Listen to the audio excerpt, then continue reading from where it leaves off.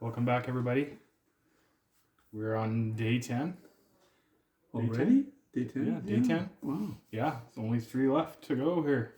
Yikes. Yeah, we're getting down to the nitty gritty. Hope you guys have done all your Christmas shopping. We have our tree up, as you can see. Yeah. Coastal tree. It is, yeah. It's a Made out of driftwood.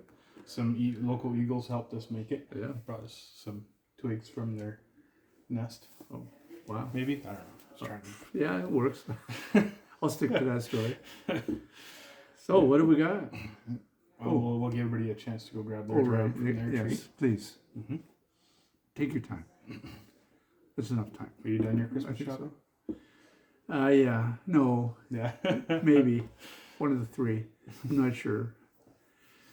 It's always a struggle. Yes. I'm sorry. I'm just not very good at finding the ideal gift. Yeah, it would be easy if everybody just drank whiskey. Absolutely, I know just that. buy whiskey for everybody. But.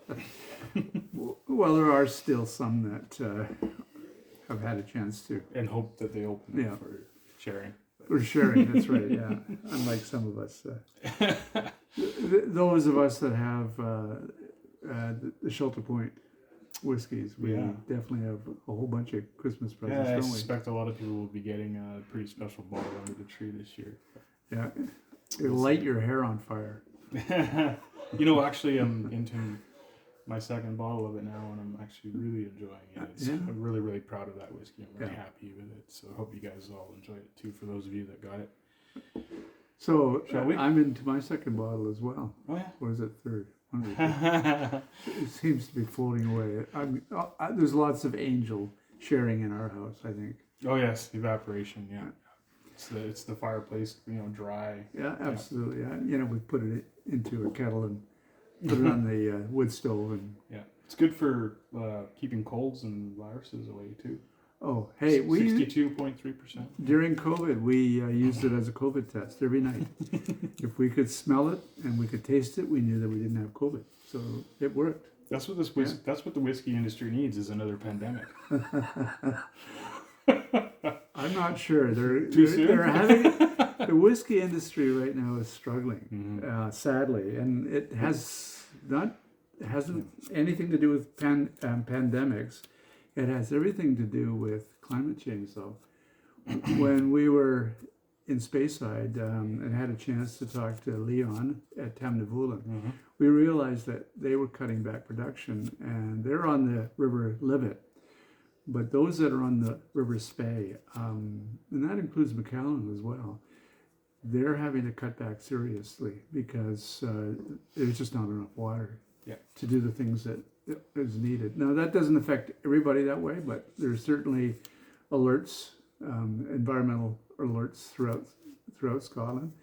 That's not surprising when you think about how many distilleries there are on that river. Oh, yeah. And for anybody that's actually witnessed the whiskey making process, there's a heck of a lot of water that goes into making whiskey. Absolutely. So, and there are some that have their own wells or are able to draw from other sources, whether it's sources that are dammed or locks that are nearby. That's a different challenge. But the other problem that they're having is what Leon described as the Ozempic generation.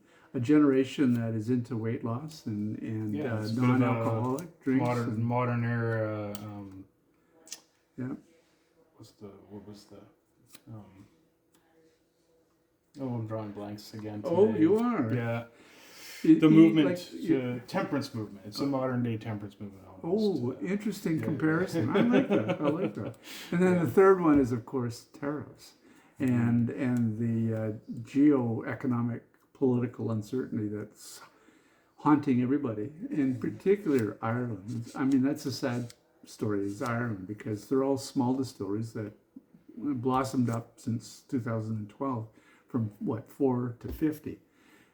And 95% of their whiskey is exported, and mainly to the U.S. And so they're struggling with that one because the market's not there, and the uncertainty around tariffs, like 15% in Southern Ireland and 10% in Northern Ireland. That's part of the UK. That's creating even an imbalance as well on top of it. So, Anyway. enough. Yeah. Okay. By the way, I think the Ozempic thing, if it is, I would say that it may be a result of the pandemic. You know, in one way or another. It could be. It could be. But because people are more focused on their health now and being healthy. And when they were in lockdown, they did drink a lot and they ate a lot, and a lot of people probably did gain a lot of But weight. we do know already about the temperance movement. We know about the Patterson crash back in the 1890s that killed the industry as well. But there was also the one after the Second World War and the baby boomer generation, like part of where I was from, or part of, they chose not to drink whiskeys. They didn't want to be sitting in a chair, big armchair with a whiskey and a cigar like their dad might. They were looking for lighter drinks. They wanted to branch out, and so that caused a decline in the whiskey industry as well. Does that mean I can call you boomer?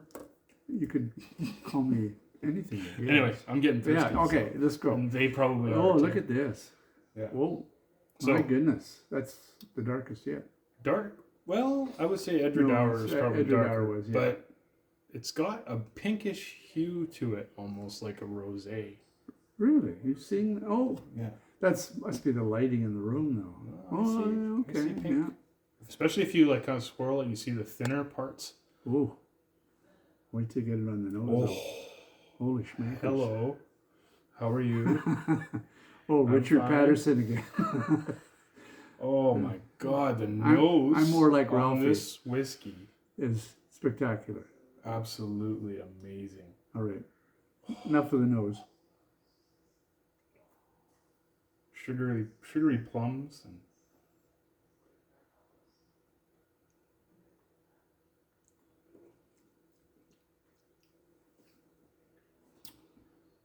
wow. I don't know about you, but I have a new friend. Yeah, A new friend. that one is that was incredible. And this one is what? ABV's around close to 60? 58.3%. Mm-hmm. Wow. But Tell we've had one of these whiskeys before in the 12 drams. In fact, I think we had it last year. Did we? But it was a single cask Oloroso. I think it was an Oloroso sherry cask. Yeah. And it was so dark that it looked like Coca-Cola in the glass. Like, it was so, I could not believe how dark it was. But this one here is not quite the same. This was a Glenallachie 2011 single cask. It is a Western Canada exclusive. And this one has been matured for 11 years in a ruby port pipe. Mm-hmm. And that is how you get that color, folks. Mm-hmm. Finish or mature your whiskey in a ruby port pipe. So, Greg, tell them what a ruby port pipe is. Ruby port pipe? Well, it's a container Put you on the spot. that holds port Yeah. from Portugal. Yeah. and they call it a pipe rather than a cask or a butt. Or a butt, Yeah. like we get from Spain. Yeah, in sherry they call them butts. Yeah. In Portugal they call them Pipes. Port pipes. But Yeah. I can't remember how many liters, but I think it is not quite as big as a sherry butt, Which is 500 liters. but bigger than a 200 or 250. 50, liter which is hogshead. a hogshead, yeah. Yeah. Yeah. So maybe Yeah. 300 liters or something. I can't remember, but Yeah. Sorry, I didn't come prepared for that question. Well, we'll see what yeah. else we can figure out about this another one. beautiful single cask expression from Glenallachie. I hope you guys enjoyed as much as we do. This is the nose, especially for me, almost better than the palate. Like, it's one of those ones that I could just nose for days. Or you get up in the morning and you pick up the glass and you nose it afterwards. It's like, oh, I can remember that was so good. So you pour one for breakfast. No, I'm kidding. Maybe. This is a distillery that was founded back in 1967. So about the time when my generation were poo-pooing whiskey and going off into La La Land with lighter drinks and rums and fruity wines, there were some of us that stuck to the whiskeys. And this disappointing part is that this one was just too hard to get. Mortlach was available as a single malt, and Glen Grant was, but I don't remember ever hearing about Glen Alecky at that point. And it wasn't until I think it was another distillery that was closed for quite some time and then reopened. Yeah. I mean, basically, the turning point for the Glen Alecky is 2017 when Sir Billy Walker, sort of the legendary master distiller from Benrick. He's known in the whiskey industry as King Midas. Every distillery he touches turns to gold. It does. And so he was able to get access to high quality casks from all over the world. And I think one that he has produced here, or at least in Pearl River that I've seen, is Hungarian casks. Interesting. Yeah. So you should try any whiskey that I've ever had that's touched Hungarian oak is almost undrinkable. But the only thing I know that's undrinkable is that which has been matured in herring casks. Oh yes, fishki. They call it fishki. That was an independent bottler. That wasn't a distiller that took on that bold. So I want to read the tasting notes on the back of the bottle because I think it's super accurate. The color, they call it polished bronze, and I would say that. Yeah, that's probably pretty accurate. Yeah. The nose, vibrant bursts of strawberry coulis, heather, honey, and dark chocolate with hints of molasses, cinnamon, and plum jam. Bang on the nose, 100%. Tasting lashings of maraschino cherries, treacle, and espresso ice cream, followed by honeycomb, dark chocolate, and butterscotch. Yeah. This is a wonderful distillery, and Billy Walker and others have done a remarkable job at keeping it alive and keeping it going, making sure that the whiskeys that they're producing are just phenomenal in so many ways. Two things about Glen Alecky. It's very close to where we were staying in Abelauer, and it's also very close to McAllen. McAllen draws a lot of its water from the Rivers Bay, whereas Glen Alecky doesn't. It actually pulls it from alternative sources, whether it's locks or whether it's what they call the Black Stark Dam and the Henshed Dam. So they're able to continue on, even though they have reduced their production from, I think it was 4 million liters a year to 1 million liters. But they did it because they want to focus on quality. They're not interested in quantity like some of the distilleries. And so they're able to continue on, not having to worry about whether they are able to stay in operation or not, like some of the other distilleries in Speyside. So anyway, really, really love these Glen Alecky single casks. If you guys are out in hunting for whiskeys, keep an eye out for these gray labels. Highly recommend it. I have not had one that I didn't like yet.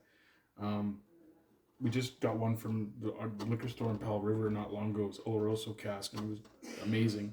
Yeah. You can either collect them or you can open them and drink them. I highly recommend doing both. Buy one of each. Buy one to save and one to drink or whatever. And they're reasonably priced too. They're not over the top like some of the distilleries. Absolutely, yeah. Well, and I think Glen Alecky 12-year-old won world's best whiskey not long ago as well. Yeah. So buy their 12-year-old or the 15 is awesome as well. So Glen Alecky 12 and Glen Turret 12. Yeah. That other distillery we talked about the other night. Day 2. Yeah. Yeah. They've also shown that they are up there with the top tier. Anyway, we've run long, so we're going to say goodnight, but I hope you guys enjoyed it. And we'll see you again for day 11. Slancheva. Cheers. Cheers.